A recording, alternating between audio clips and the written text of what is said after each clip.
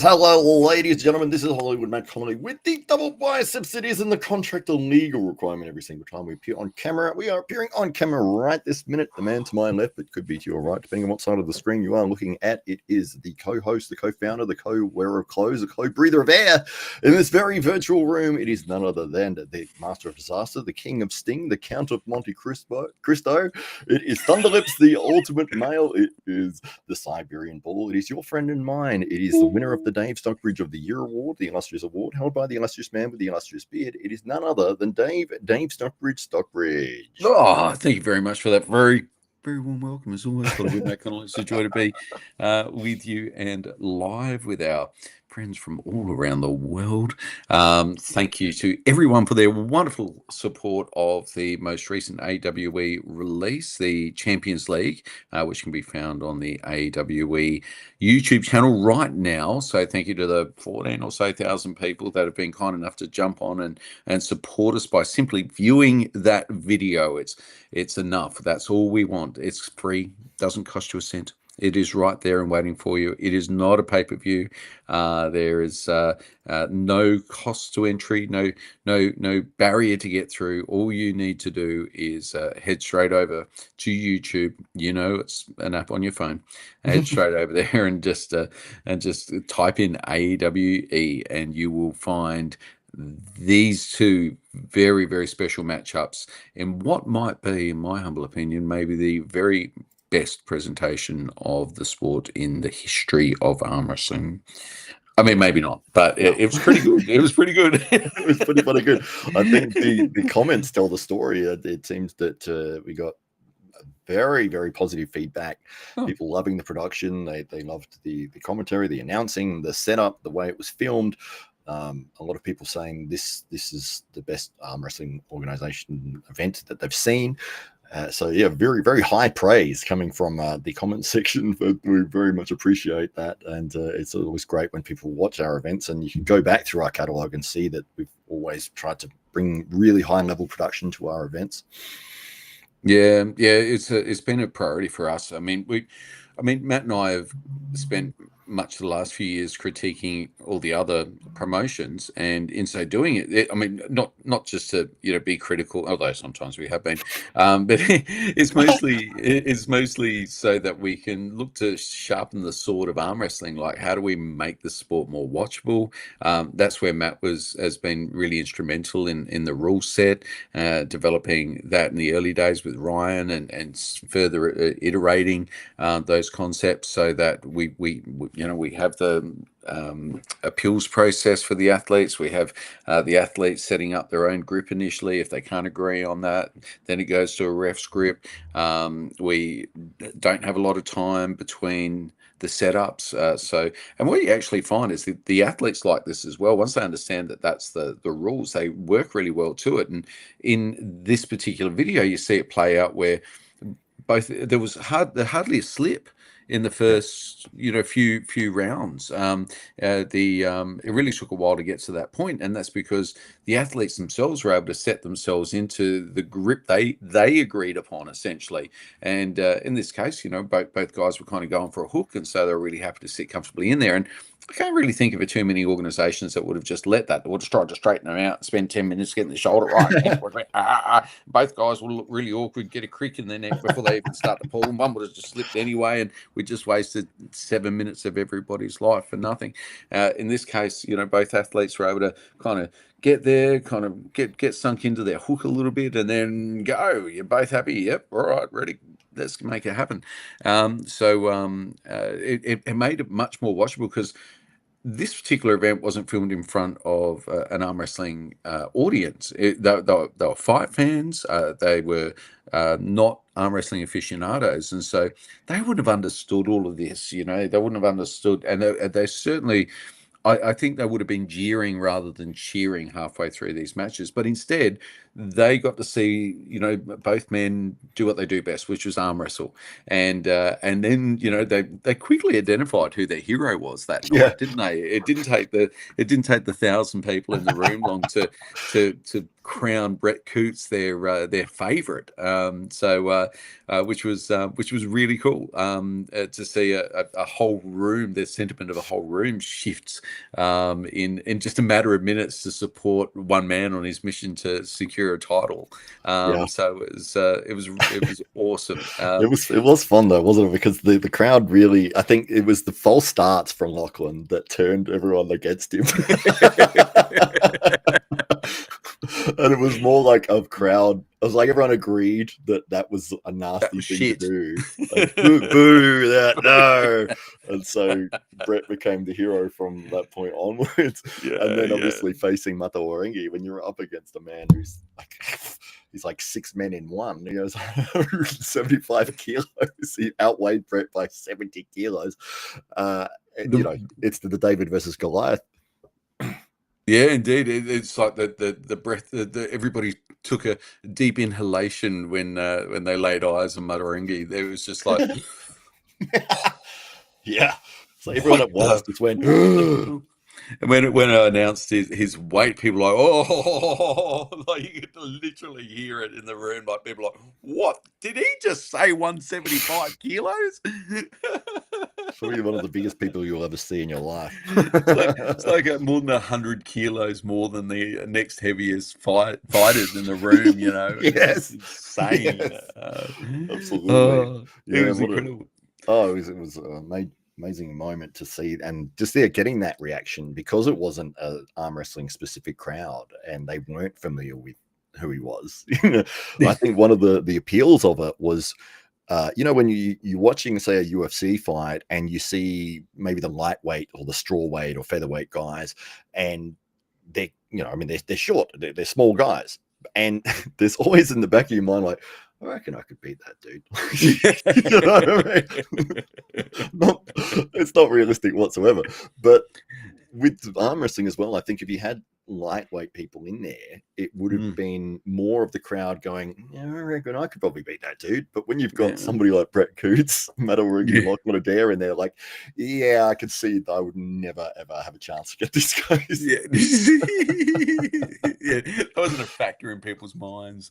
Right. It was well, one, I think outside of those athletes, there wouldn't have been a single person in the room apart from maybe Jordan Biggie Steffens that was could have compared to their physicality. And of course, for those people that don't know Jordan, he was Australia's strongest man for a very long time, and actually holds many Guinness Book of Records for feats of strength, including pulling a jumbo jet. Yes. But he was there in the crowd and loved every second of this. And one really loved how the crowd that was there, that were there to watch combat sports, they were there to see cage Muay Thai, they were there to see BJJ, they were there to see MMA, really embrace arm wrestling. And this speaks to the theory that you and I have had for some time, and one of the reasons we've been very fortunate to develop this relationship with DFC, actually the shirt that you're wearing right now, Diamondback Fighting Championship, where we've all had an inkling. Look at that, man! What a stunning, what a stunning lovely suit. Oh, wow. Lemmy Largo, Lemmy Largo, if you are interested. But we had this inkling for some time that the broader appeal that arm wrestling can have is to that combat sports audience, and so have the promoters of Diamondback Fighting Championship. They've seen it in spite of the hesitations of others around them that have said, it's funny how MMA people are now purists. Yeah. Whereas that was the bits of sport 20 years ago. It's like, the karate guys were like, oh, I never do MMA. That's and then you got the BJJ guys are like, oh, I wouldn't do that, but Hoist Gracie did, so if the Gracies do it, I'll do that. But I'm only doing BJJ when I'm in there. I'm not even going to strike. And you got that whole evolution of MMA where it's a real mismatch of various disciplines coming together that eventually morphed into a style that we'd now refer to as MMA. And those same people are now the ones going, oh, I don't know about the other combat sports. Oh, I don't want anything else being entertaining done in a cage. Only MMA can be entertaining in a cage. I won't have Muay Thai. I won't have K1. That's they become those people, and there's plenty of MMA promotions out there doing that thing, and there's plenty of platforms for those athletes. But it's really brave of DFC to take a punt and to afford these other disciplines like K1, Muay Thai, and arm wrestling and BJJ the opportunity to be on a big stage and in a world-class venue like the Adelaide Oval. And just to confirm, for the benefit of Jake Ward and others that may have thought, that background that you saw was not a green screen. That was that was the Adelaide Oval. We've had a couple of people say, "Hey, that was a green screen, was it? Hey, did that later on the next day or something?" And it's like, no, that was just straight up. I don't understand how they could think it was a green screen. That's just because the Adelaide Oval looks perfect, of course. So, but it really does look like a postcard. It's an amazing venue and a world-class venue, and it was a real privilege for us to be able to stage these two very, very special title matches in that venue.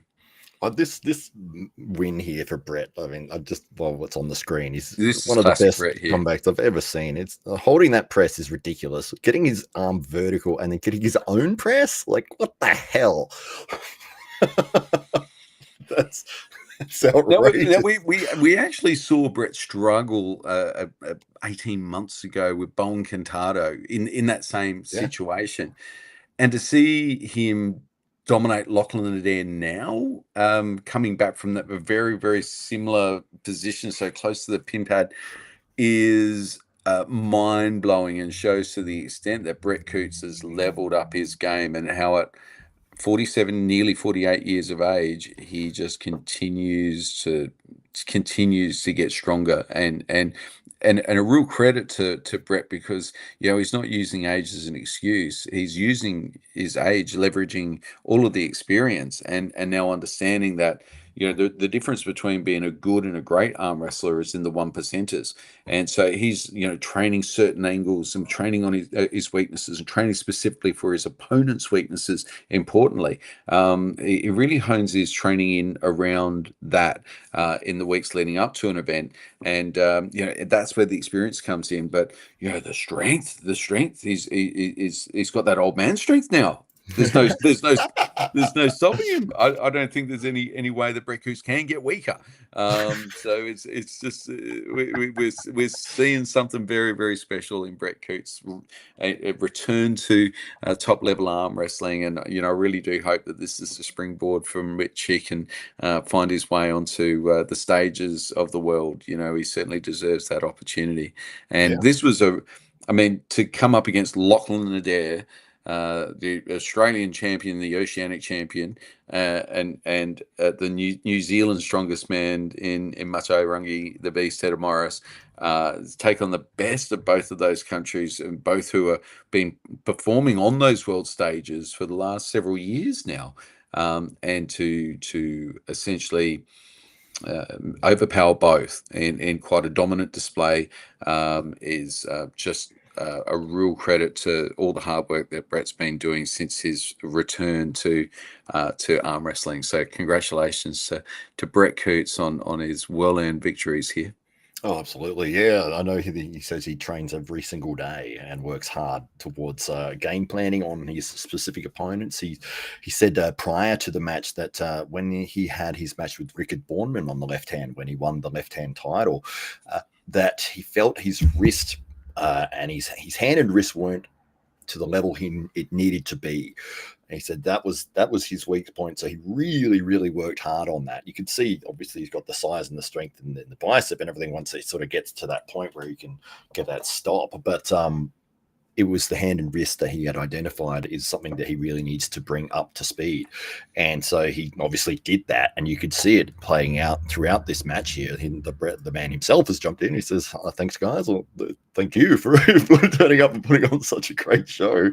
But we were saying about your hand and wrist improvements. And at no point in this match did Brett's wrist get compromised at all. And you could see throughout the entire event that he was able to keep that in a strong position, defensively and offensively as well. Yeah, it's Brett is I think Brett is an inspiration for anybody who's entering the sport, maybe a little later in life. You know, we in our culture, in our youth culture, we kind of think that, you know, if you haven't made it in a sport by the time you're 25, you're probably, you know, you should just give up. And yet we have Brett, who actually started his journey, although he's been training for 17 years or been competitive in arm wrestling for 17 years. I don't think he dropped straight into competition. You know, I don't think it was a matter of, you know, he did any preparation for his first competition at all that he won. He just, you know, dropped straight into it and has been kind of around the sport for the last 17 years, which sounds like a really long time. But you got to also remember that Brett was almost 30 years old at that stage. You know, most sports, you know, that would probably mean that you're towards the end of your career.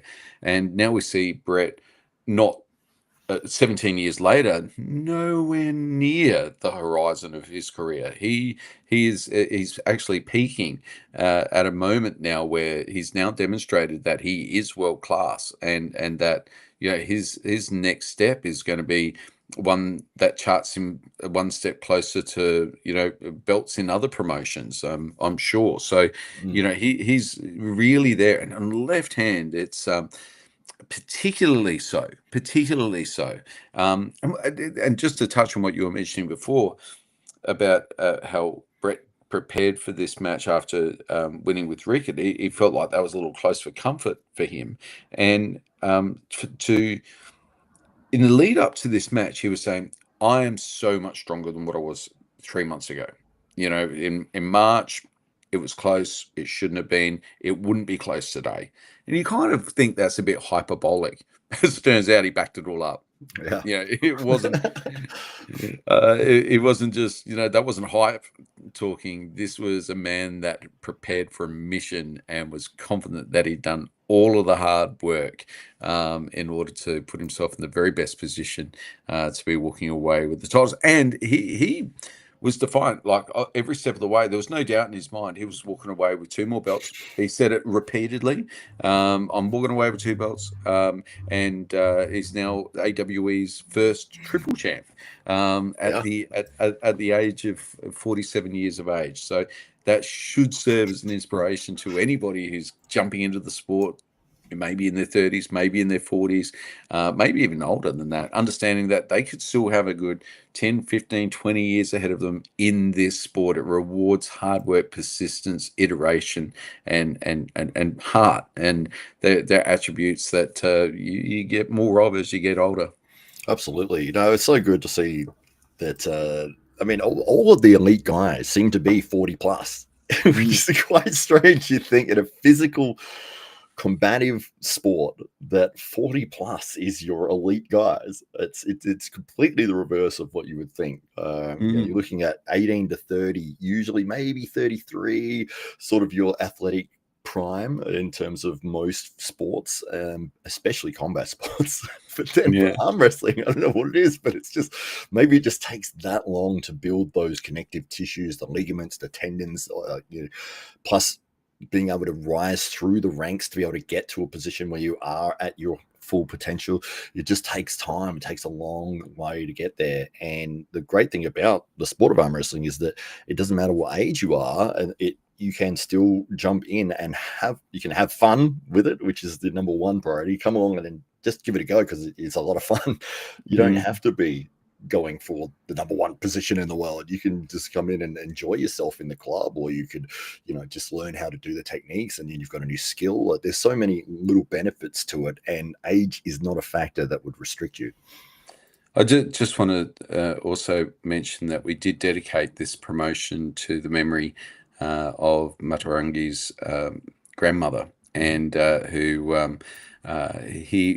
for him this was a very emotional matchup, because his last match with Brett was the last one that his grandmother saw him arm wrestling, and he lost to Brett, and so for him, he felt like he was trying to get that win for his nan, and he wanted to kind of right that wrong and show to her that that he was now at that level where he can beat that guy that beat him before, and so for him, he's such a great champion in his own right, and such a fantastic man.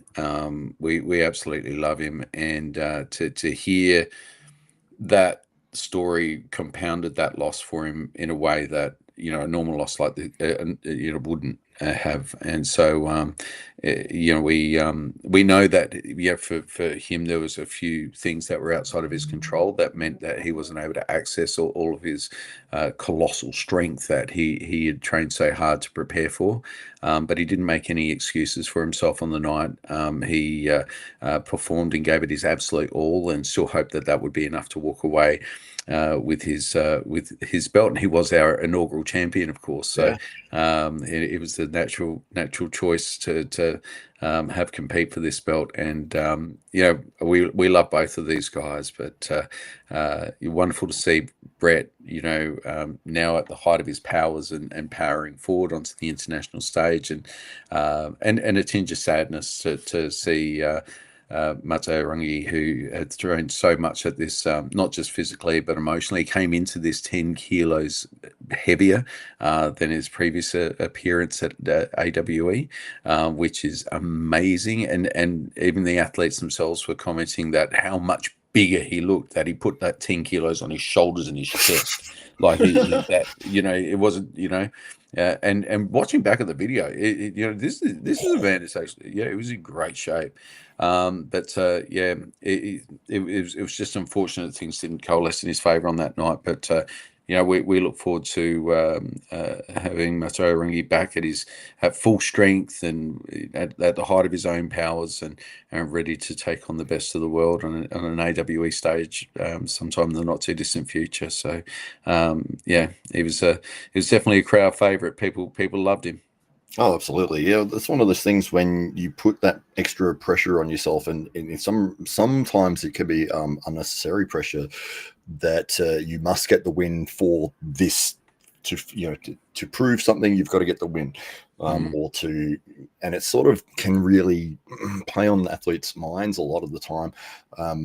Which is why in the post-match interview, when I did mention that with Matarangi, I said, even if you didn't get the win, I mean, your grandmother would have been so proud to have you in front of 1,000 people, and the performance you put on was spectacular. You didn't get the win, but it doesn't matter. Like, she'd rather have seen you go out there and do what you did than to go out and get the win. Like, this was an incredible match between two incredible opponents, and the moment itself, I think any relative or any friend of Matarangi would have said, "Hey, that was tremendous. You did a fantastic job." Like, it doesn't matter about the result, really. Like, you went out there and that was an amazing performance, regardless. Indeed. And what's really interesting is that I received a message from him today, and I'm sure he wouldn't mind me just sharing this, is that he's still recovering from this match. Oh, yeah. He feels all stretched out. He's still got a lot of soreness. But this weekend just gone, he went to the New Zealand Strict Curl Championships. Wow. Not only did he win, but he broke the New Zealand record, sore after a match with Brett Coates. Now, that's the mark of a true champion. He's not competed in that sport before.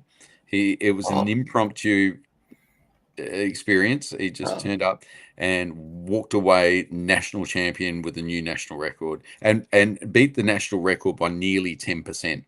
So what was his result? What was the I think it was, and I don't want to quote this incorrectly. It might be 80 kilos. It might be Yeah. 90, but it was Yeah. something. It seemed like a lot. It's a lot. Most I've ever done in strict goal is 70, and I only just got it. Wow! Yeah, Wow! it's a very interesting. Have you ever tried it before? No, I like my bicep tendons where they are. Aren't they already torn? Yeah. Oh, fuck. This one's all buggered. It's gone. This is the only one left. Oh no! So I know it's terrible. Brett says he's still sore everywhere. Yeah, but he's still very much sore. He was sore from this matchup. So he genuinely gave it his all, and I think you're quite right. That what's revealed about a man when things don't work out right tells you a lot more about that man than when he wins. And we certainly saw into the soul of the big man that night, and he's certainly a man that his name would be very, very proud of. So, should we head to the comments before we go away? Yeah, we've got a whole bunch of people that are keen to say hello here. We've got I'm not sure how to say this one. Omano. He says, "What's up?" I say hello What's to up? you. And David Jensen from Canada. He says, "Hey, gents," and he did think it was a green screen for some reason. I don't understand. We did the pre-match interviews in the same spot. It was slightly different. It was a slightly different angle, but anyway. Anyway, the arm wrestling store has jumped in. He says, "Hey, from the UK, the event was very professional. Well done." He says, "One of the best Aussie matches that he's ever seen." It was with Lachlan and Brett there. And we've got Phil Woody is in from the UK as well. He says, "Good evening, Down Under, and Engin free zone." Somebody had to do a video that didn't include him this week. That's right. So yeah, and I will. The other thing I will say is that the shame of all of that going on is that I know there's been a lot of attention, specifically from all of the commentators and all of those influences in the space, and it's been like they've been like ambulance chasers on this one. Like they've been and the unfortunate thing is that this was we've been particularly proud of this presentation, and it was something that we worked really hard on for months, and that the athletes, all of the athletes involved, should be extremely proud of, and a shining moment of glory for Brett Coots, who earned himself 2 more belts on the night. And amongst the noise of that horribleness that's happening on the other side of the world, it sucked the oxygen out of the room, and there's been almost zero attention. There was a time when an AWE event would get a few of these people talking about or reviewing the videos or having a bit of a chat and sharing what went on and pushing some traffic through to the channel to spread the word for the benefit of arm wrestling, and that just has not happened at all. So we are dedicating to you people who've watched here. This will always be a safe zone from the E word. So we're going no more will be said about that. Right. Well, yeah. So a few people did say a few funny comments here. We've got "Hi, Engin. Welcome to the future of arm wrestling. Good vibes for the win," from Miragog. And Salvatore, one of the SA Titans arm wrestlers, it says, "Make sure there is no content for Engin to copyright strike." Jake Ward is facing some problems with that at the moment.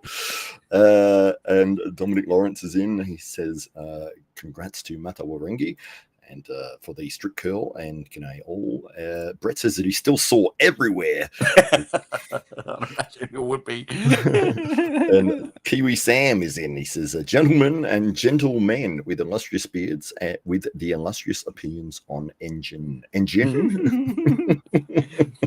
There we go. You probably don't want to mention the name in case he copyright strikes the use of the. Well, I said Engin. So yeah, so I'm glad Sam's got just Yeah. enough of his own spin on that in order to not be copywritten. So Yeah, it's funny to me because it's like struck. the dramas and stuff. It doesn't interest me in the slightest. Like I just don't care. And then so I see all these videos come up. I'm like, eh. And then a week later, I might be like, oh, what were they actually talking about? And you can sort of get the whole story at once as opposed to seeing the updates constantly. And it's like, what is actually happening? They had an argument, now they're back together. Oh, okay, whatever, who cares? Did we need 30 videos about that? Well, yeah. I got a barrage of messages through when it all blew up, and kind of sat back from it, and we as a promotion, you kind of think, well, what is there anything to do here? Is this good for the sport? Is it good for anyone? Does anybody win out of this? And and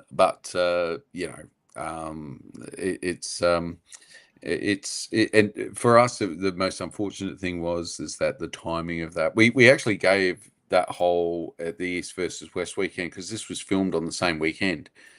So we were conscious of that, because we don't want to compete. We don't want to spread the attention thin. We don't want to be a stumbling block for them.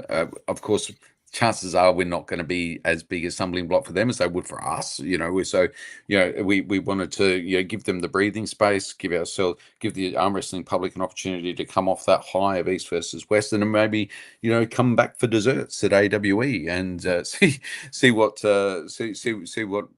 were putting on the table, which I kind of really rate in terms of how it looked. I think that one of the things we've done really well here is present the sport in a really positive light, present the athletes really well, and give, say, non-fight fans in the room, non-arm wrestling fans in there. I'm sure there was a ton of arm wrestling fans, but of the 1,000 or so people in there who mightn't have previously experienced an arm wrestling match in person, I think we gained a whole lot of arm wrestling fans after that. And in the clubs and that type of thing, you see an uptick whenever you a few extra curious people walking through the door after an event like this, and that's really what this is all about. It's really about encouraging people to fall in love with the sport, exposing it to enough people at a high enough quality that they, if they're a young aspiring athlete themselves, that think, oh, hang on, this is something I hadn't considered before, and maybe this is the sport for me. I kind of like that, maybe I can beat a big guy too, maybe I could be the next Brett Coots, and or even that older guy in the crowd is like 35. It's like, Brett Coots, I'll give me 13 years, I'll beat Brett Coots, I'll be there. That age, yes. It'll be 70, but you still won't beat him, because he's just getting stronger. That's right. That's tremendous. Yeah. Right. Should we look at wrapping things up here? We've got. Is that your way of saying you've well, no. We try to stick around the 30 minutes. It sounded like you had enough. No, not at all. No. Well, we've got. Do you want to talk about Engin a little bit more? No, that's okay. I'll read this comment from Procrastinator. He says, just went and watched the AWE event. Sadly, I've been out bush prospecting, so was out of reception. Holy damn, that was a really great production. Super impressed and proud of Brett's comeback story. Thank you very much, Procrastinator, and we appreciate it. And Natalia says omelette for some reason. Tasty. It's important to say those things. Yeah. My sister has jumped in for the first time ever, and she could do this easily. Well, I will show you how you are wrong. Dave is inverted. His shirt is back to front. That means the moustache is inverted too. Yes, it's upside down. It's gonna. Did I not press the button? I didn't press the button, did I? Sorry, guys. Apologies. That drives me mad when I watch a podcast like that. I'm sure they can figure out what the letters are supposed to say. Iwa. That's right. Iwa. Ambulance. Natalia, how do I get into arm wrestling? The simplest way is have a look on Google for a local arm wrestling club and go along and give it a go. What part of the world are you in, Natalia? Maybe let us know, and we can maybe put you in contact with the best people. There's clubs everywhere, and more sprouting up every day. Yeah, absolutely. Pro Punja is in. Abhishek Singh is hello to you. If it is, great point. Oh, Geet podcast, lads. I think you missed the R there, but that's okay. Maybe it means something different over there. Oh, it could be. It could be. We're thinking he means great, but he actually meant Geet. And he can it's not the same. Maybe the Indians are laughing. Go, yeah, real Geet. Terrible podcast is that. Pro Punja about to start their second league in a few weeks, I think. So yeah, I think it's 9th of August from memory. Tell us if we're wrong on that one. But it's coming up very, very soon. And of course, that is, say what you like about East versus West, ladies and gentlemen, but Pro Punja League is the most watched league on the planet and blows the Americans away when it comes to production value. They are so far ahead, it's so far ahead in terms of how they present the sport. It is not even close. Baxter is going to have to come up with millions of dollars more in order to be competitive. That's the reality. I did catch Pradeep mention about East versus West. So just bring it here.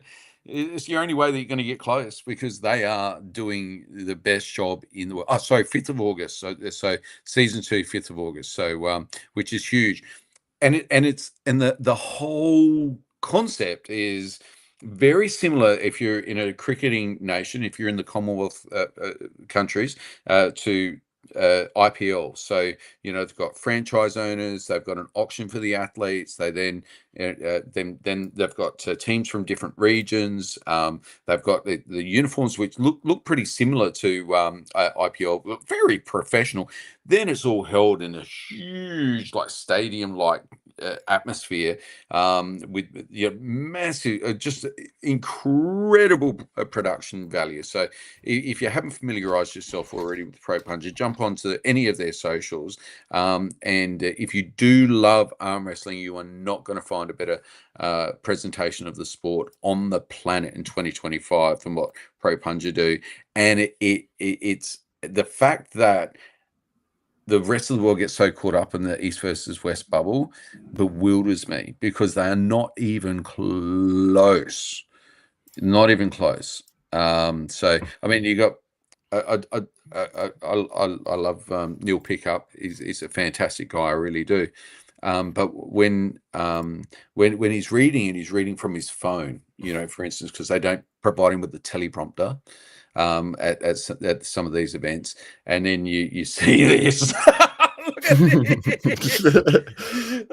it's just next level, isn't it?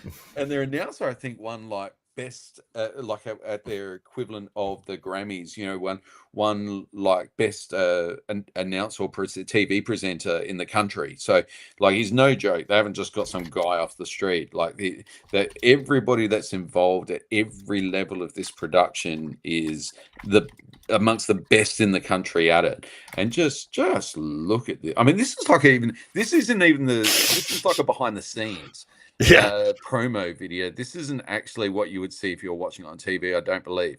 This is kind of meant to put you closer to the moment and whatnot. This isn't necessarily the angles that you're going to see, but it's just epic. The rest of the world needs to have their attention on what Pravin and the team are doing over there in India right now. They are doing an extraordinary. Look at that screen in the background. We didn't even see the screen. It was just, this is just insanity. Oh my goodness! And that is crazy. In the most, bring it up again. in the most populous country in the world, and they're presenting the sport to look at this. This is Matt. Can you imagine? Insane. What I mean? Well, this is why it was watched by 33 million people. Well, I think it was 33 million TV sets. Yes, TVs, so it's probably more than 33. Which was calculated close to 100 million people, I think, for their final. And that's why, Mazahir Saidu was a fucking megastar, in India, because 100 million people watched him arm wrestle. It's mind-boggling. And when you had that experience of being in India yourself, and you go to a club and they just take you to a club, and 800 people are there Yes. training, and you kind of say, wow, this is a big club, and they go, oh no, this is the local areas. It's just the local guys. It's like, what? And but this is, I mean, it is, again, I think this is all kind of promo footage. I mean, the promo footage is just gorgeous, isn't it? I mean, it's just amazing. But you've got they've made stars out of their athletes, in a way that in their home country, in a Have a way look at that the down ref there. He's very I clever. don't even Actually. think this is the main. I don't think this is even the main. This is like one of This their is like regional shows. yeah, this is like an expo or something. Yeah, But this isn't even. This is not even the. Yeah, I mean, so this is like their B grade shit. By the way, this is not even. This is not them. Their big show. This is not what's even the thing that's going on TV. This is already better than East versus West by magnitude. if you see how the down ref is ducking like that, that's for the camera's benefit. It's very clever, well directed stage production right there. Because don't you hate it when you can just see the down ref's back? It's like, oh, this is fantastic. I've got a shot of a guy's shirt. Wow. This is this, but yeah. So by the way, this is like not even. This is for them. This is below their quality of production. So this is not even their thing. This is just like a thing that it was like an exposition expo, just an expo. Yeah. So classic, so if you think this is impressive, wait till you actually see the new season, all starting August 5th. Now that's on Sony TV in India. The Pro Puncher guys do get the content up on YouTube, which is your best way if you're outside of India, of course, jumping on and finding out more about what's going on there. Pradeep is one of the commentators, and it often features updates on his channel as well. So if you're not already on top of what's going on in the Indian scene right now, then that's the best ways to find out. And I reckon when they get there, when they start this, if we get the opportunity to see some of the footage, I think we should maybe comment a little bit on this stuff as well, because it's going to be very episodal over a series of weeks, culminating as Pradeep. And that's not Pradeep. No, it's not. No, I mean Pavin. Sorry, Pavin. Or Pradeep. But we're going to. I mean, look at that. Look at that. That's incredible. Look at the crowd. See people. This isn't even the event, by the way. This is just something they're doing. On the side. It's just mind blowing how far away they head. So, wishing them every success. What was that? 60 million. Yeah. Do we underestimate? So thanks for the words of encouragement, Dave and Matt. Season 2, we are targeting 60 million viewers on primetime TV. Wow. So that's about let me do the maths just quickly, about 60 million people more than watched our event just recently. I'm glad that you did that math quickly. And twice Australia's population. Yeah. I mean, the first event, 33 million, that's 8 million more people or TV sets, as you said, that watched their event than we have. If every single person in Australia had their own TV and watched the event, it still wouldn't be the amount that they got.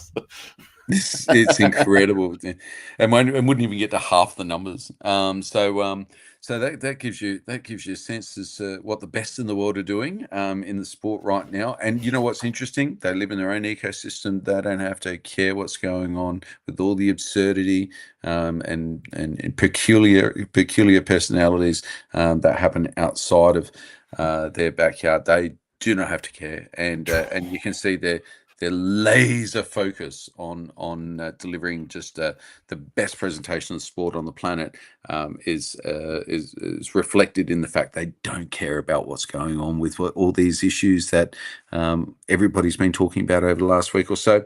And so, just to return back to our friends at Pro Punja League, we had 20,000 people at the venue. That's bigger than our football crowds. Man, yeah. Wow. And August 5th. That's the effect of high quality production values, building storylines. This is exactly what we were talking about from day one with AWE. When somebody nails that formula, it works. And you can go, India's population, this, India's population. You know what? With all those people were there before Pro Punja League, all of them,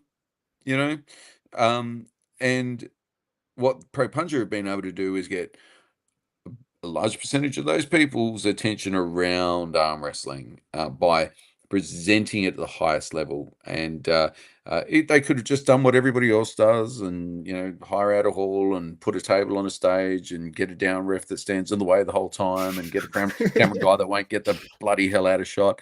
Have the stream go down halfway through. Have the announcer reading off his phone. They could have done all of that, but you know what? They just didn't. They just did it right from the get-go, and got it on TV, got it on prime time, got it right there, and go from strength to strength. More power to them, and can't wait for 5th of August.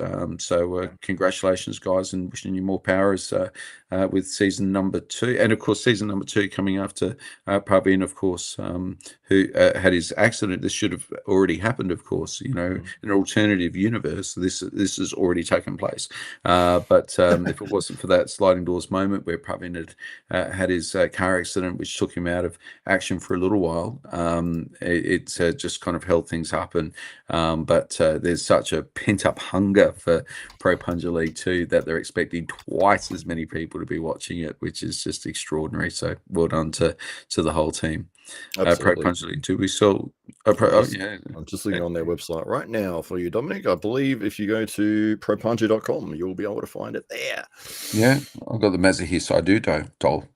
Have you? Yeah, The doll. I wish I did. I'm just saying that in case they hear that and go, you know what? We should do that. Yeah, I'd have it in the background too. I can show you what they've got. They do have Mazahir. He's modeling for them here. You can see there he's doing the nice, most muscular pose there. But yeah, they've got a whole bunch of shirts and all sorts of things for sale on there, and it's only 750 rupees, which I don't know what that is in Australian, but it's probably about $15, I think. That's good buying, isn't it? Yeah, absolutely. Because I think 1,000 from when I was there, 1,000 rupees was 17 Australian dollars. So yeah. So almost like $10 US. It's cheap. Yeah, absolutely. Jump on it, everybody.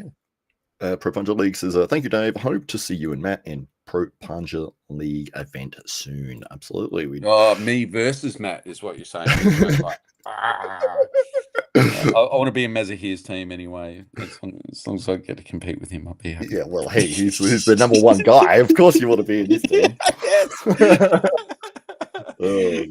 Or I want to thrown like Pubin. Like he's really is revered over there. He gets those beautiful the seated positions. It's very, very cool. You want a throne? You guys have mentioned when you went over there, like it was like they got this beautiful setup all at the front, like just amazing. So he's loved over there. Absolutely. So cool.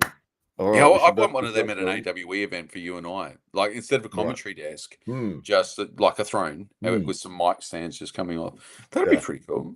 Yeah, we should do that. Anyway, I think it works for them. Yeah, why not? It's funny because he came up and I was like, "What's with the throne?" He goes, "I didn't ask for a throne."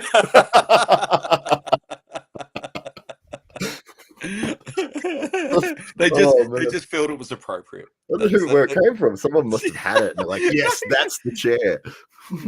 We need a throne. I happen to have one. Just lying around. It's in the back room. Very What good. did you have that for in case Praveen comes? Okay, That's fair right. enough. That's right. Yeah. Trying to buff it out. The fact that nobody behind him could see past the throne, I liked that factor as well. It was like the down ref at most East versus West events. It was like 2 meters tall, and like it was solid, so you couldn't see through it. If you were behind him at any point, you could not see. And yet all those people, and it was probably 5,000 people that couldn't then see, but they were all still happy to be there. Oh yeah. So,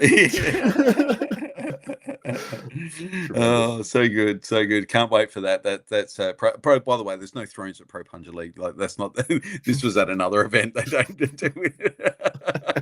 That is not part of the value offering. You're not going to see Pavin brought out on on rails or anything like that. That does not happen. But what you will see is a world-class presentation of the sport, and something that arm wrestling fans should be getting around. It's one of those hidden gems of the arm wrestling world, really. So if you want to see, it shouldn't be. I don't know why it's not talked about more. Wow, but, it's absolutely. You know why? Because Devon Larratt doesn't compete there, and you know what? Outside of India, Devon. The sport is so Devon dependent that it's hard to know whether or not it survives if something happens to him. Yeah. And commercially. Well, I'll tell you what, there's definitely one promotion that'll struggle to survive without him. And the reality is that Pro Punja are the only Devon-free ecosystem that is prospering in arm wrestling. That's going from strength to strength. That's attracting more and bigger numbers every event that they put on. That's filling rooms with 20,000 people plus. That is getting hundreds of millions of people watching it live, and at the same time tens of thousands of people looking at it on Instagram, millions of people going through their accounts on Instagram every month. It is just mind-blowing, and that's why people should be paying attention to Pro Punja League. One, great matches, fantastic. So if you just love the sport for that, but also if you love the business of arm wrestling, they are the people to watch, and no one's doing it better right now. That is for sure. Absolutely. All right. Well, we might wrap it up there, and we'll say thank you to everyone in the comments. Thank you for Pro Punja League. Thank you to Murdoch and Dominic and Salvatore and everyone else that has jumped in and said something. Natalia, I'm not sure if you're still watching, but she was asking about arm wrestling. She says that she is in Adelaide. We do have the SA Titans Arm Wrestling Club here in Adelaide every Sunday, 5:45 p.m. Kilburn Community Centre. Anybody can come along. It is free. You do not need anything. You just come in and jump on a table, and we will show you the fun sport of arm wrestling. That is every Sunday. Kilburn Community Centre, 5:45 in the back. You got to go around the back of the building. Yeah. And Franch, who is the South Australian Federation chair at the moment, she's a woman, as it turns out, hence the pronoun. You'll women are definitely welcome in arm wrestling, and you'll see Franch there every Sunday, and she'll be an encouraging guiding light for you as you enter the world of arm wrestling. We welcome you. We look forward to seeing you there on Sunday. Great. All right, we'll end it there. Thank you, everybody, for watching. Thanks, guys. And we'll put the ending screen up because I should have thought of that as I was talking, but I didn't. And here it comes.